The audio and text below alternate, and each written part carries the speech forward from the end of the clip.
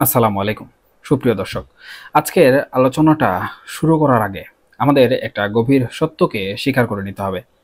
জুলাই মাসের অভ্যুত্থানের পর ডক্টর ইউনূস যখন ক্ষমতা নিলেন, তখন তিনি একটা কথা বলেছিলেন, ছাত্ররাই নাকি তার নিয়োগকর্তা। এরপর সেই তথাকথিত নিয়োগকর্তারা দেশ জুড়ে এক মবক্রেসি বা জনতার শাসন প্রতিষ্ঠা করলো। একটা চরম ভয়ের পরিবেশ তৈরি হলো। আর সেই ভয়ের সুযোগটা নিয়ে ডক্টর মোহাম্মদ ইউনূস সাহেব একের পর এক আইন ভাঙলেন, এমনকি দেশের সংবিধান লঙ্ঘন করলেন। তবে তিনি একা করেননি, আওয়ামী লীগ বিরোধী সব পক্ষ মিলে করেছে। তবে এখানে গুরুত্বপূর্ণ দায়িত্ব পালন করেছে পরিষ্কার রাজনীতির আড়ালে থাকা কিছু চোর বাটপার। তারা সবাই মিলে এই কাজে তাকে সমর্থন জুগিয়েছে। অন্তত এই একটা জায়গায় তার নীতিটা কাজে দিয়েছিল, সবাইকে একজোট করতে পেরেছিলেন। কিন্তু বছরের মাথায় এসে পরিস্থিতিটা কেমন দাঁড়ালো। বর্ষপূর্তির দিন তার সেই নিয়োগকর্তা ছাত্ররাই অনুষ্ঠান বয়কট করে কক্সবাজারের সমুদ্র সৈকতে গিয়ে নিরিবিলি পরিবেশে চিন্তা করতে বসলো। তারপর শুরু হলো তাদের একের পর এক বায়না, শাপলা প্রতীক দাও, পিয়ার পদ্ধতিতে নির্বাচন দাও, জুলাই সনদ দাও। আর যখন সেই সনদের অঙ্গীকারনামায় স্বাক্ষর করার কথা, তখন নাগরিক পার্টির নেতারা সেই জাতীয় উৎসব বর্জন করলেন।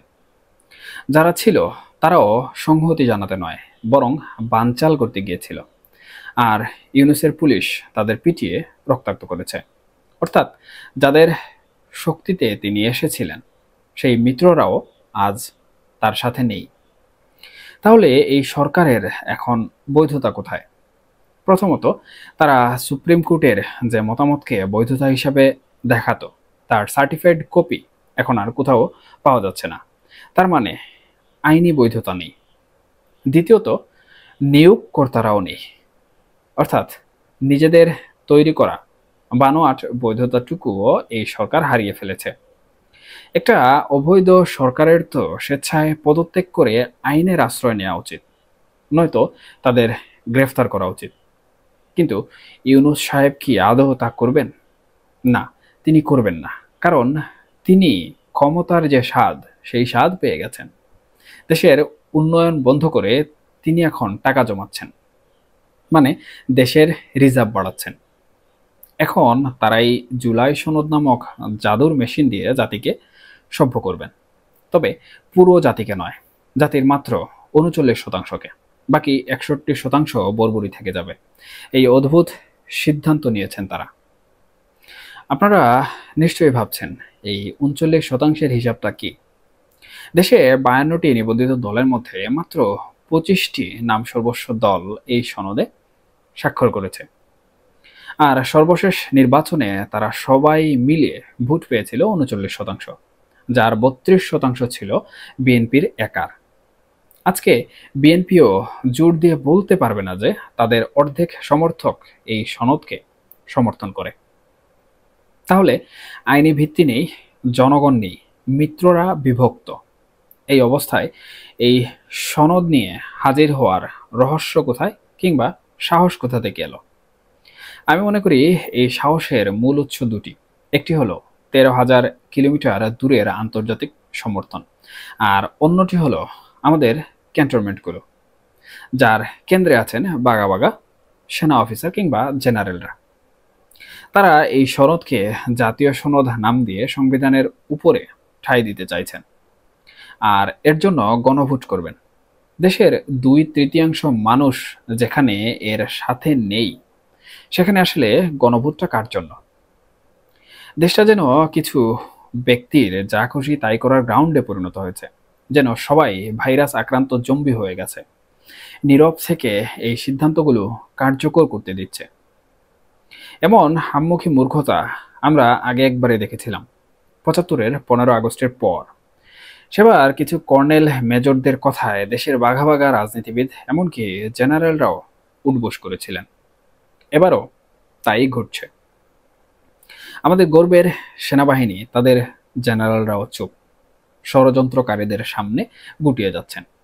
রাষ্ট্রীয় সম্পদের অপচয় করে যেমন খুশি তেমন সাজো জাতির উপর চাপিয়ে দেওয়ার পরিণতি আদৌ ভবিষ্যতে কেমন হবে, এটাই সবথেকে বড় প্রশ্ন।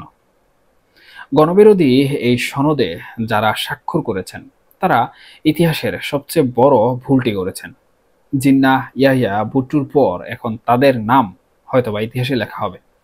আর এই ষড়যন্ত্রে সেনাবাহিনীর যারা অংশ নিয়েছেন পৃথিবীর যেখানেই আশ্রয় নেবেন তারা ভবিষ্যৎ সময়ে লাঞ্ছিত হবেন। আর বিএনপি তারা এই সনদে স্বাক্ষর করে মূলত নিজেদের মৃত্যুর পরোয়ানা স্বাক্ষর করেছে। 21 শতকের শুরুতে একবার ভুল করে তারা 18 বছর ক্ষমতার বাইরে ছিল। এই একটি স্বাক্ষর তাদের বাংলাদেশের রাজনীতির যে মানচিত্র রয়েছে সেই মানচিত্র থেকে অনেকটাই দূরে সরিয়ে না দেয়। আবার দেখুন, জাতির এই সংকটকে কেবল আওয়ামী লীগের পাল্লায় মাপলে চলবে না, দেশের স্বাধীনতা ও সার্বভৌমত্বকে মাপতে হবে। ষড়যন্ত্রকারীরা বাংলাদেশের অস্তিত্ব নিয়ে চিন্তা করছে। এখন জনগণের ভাবনার অবকাশ পেয়েছে। তারা বুঝতে পারছে দেশ কত বড় খাদে পড়ছে। এখন আর মানুষ শুধু আওয়ামী লীগের আশায় বসে থাকবে না। দেশের বর্তমান যে পরিস্থিতি, সেই পরিস্থিতিতে জনগণ প্রশ্ন তোলা শুরু করেছে এবং এই প্রশ্নগুলো আসলে অন্তর্বর্তীকালীন সরকার খুব ভালোভাবেও নিচ্ছে না। যার কারণে অন্তর্বর্তীকালীন সরকার এবং আমাদের যে বাঘা বাঘা জেনারেলরা, রাজনীতিবিদরা এই সকল কর্মকাণ্ডকে সমর্থন করছেন, তারাও ব্যাপক চিন্তার মধ্যে পড়ে গেছেন এবং সেই চিন্তার কারণে তাদের মধ্যেও যে বিবেকবোধ রয়েছে সেই বিবেকবোধ এবং দেশপ্রেম কিছুটা হলেও জাগ্রত হচ্ছে। যার কারণে বেশ কিছু পরিবর্তন বর্তমান সময়ে আমরা দেখতে পাচ্ছি। অদূর ভবিষ্যতে হয়তো আরো বেশি পরিমাণে পরিবর্তন আমরা লক্ষ্য করব। এবং এই যে সরকার এবং যারা এই সরকারকে পরিচালনা করছেন তারা হয়তোবা জনগণের যে রায় সেই রায়কে মাথা পেতে নিতে হবে এবং দেশের জনগণ যদি সোচ্চারভাবে আওয়াজ তোলা শুরু করে তাহলে অন্তর্বর্তীকালীন সরকার কেন, বিদেশি যে কোনো ষড়যন্ত্রই বাংলাদেশে কোনোভাবে স্থান পাবে না। এখন ডক্টর মোহাম্মদ ইউনূস পদত্যাগ যদি না করেন কিংবা উনি বর্তমানে যে সরকার চালাচ্ছেন সেই সরকার নিয়ে যদি এগিয়ে যেতে চান তাহলে ভবিষ্যতে জনগণ কিন্তু এই সরকারের প্রতিটি বিষয় নিয়ে প্রশ্ন তুলবে।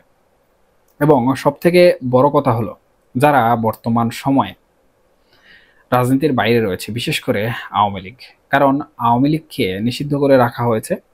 আওয়ামী লীগের জনসমর্থক যারা রয়েছেন তারা কিন্তু এই বিষয়গুলো অবজার্ভ করছেন। সুতরাং অদূর ভবিষ্যতে আওয়ামী লীগের জন্য একটি সুযোগ তৈরি হয়ে যাবে এই সম্পূর্ণ বিষয়গুলো নিয়ে প্রশ্ন তোলার।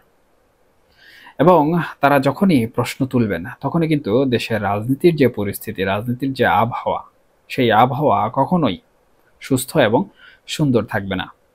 তাই অন্তর্বর্তীকালীন সরকার আমাদের বাঘা বাঘা জেনারেল কিংবা সেনা অফিসার যারাই আছেন, এর পাশাপাশি রাজনীতিবিদ যারা আছেন তাদের উচিত জনগণকে প্রায়োরিটি দেওয়া, দেশের জনগণের কথা চিন্তা করা এবং জনগণের মতামতকে সামনে নিয়ে আসা। তাহলেই হয়তোবা আমাদের দেশের রাজনীতি, আমাদের দেশের সরকার ব্যবস্থা এবং আমাদের পরবর্তী নির্বাচন সুষ্ঠু হবে, সুন্দর হবে।